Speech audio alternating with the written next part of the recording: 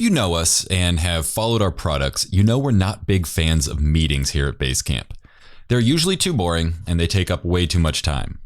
Now, of course, some meetings are necessary, but those routine status meetings, the ones where your team gets together once a day or once a week to share what's happening, can be completely replaced using Basecamp's automatic check-ins feature. Automatic check-ins allow you to gather updates from everybody and keeps the whole team informed without needing to synchronize their schedules. Let me show you how that works. All right, so here's a project that has the automatic check-ins feature enabled. Now these are just questions that go out automatically to everyone at a predefined time. For example, at the end of each week, everyone on this project will be asked, "What did you work on this week?" People post their answers when they have a free moment, and then, as the answers come in, they can see everything that happened that week. These can be set to automatically ask questions on a daily, weekly, bi-weekly, and monthly basis, and you can set them to be asked at whatever time you like.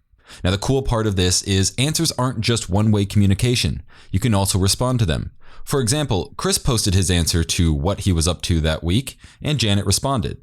So it's easy to have these side conversations without distracting anybody else or taking up anybody else's time.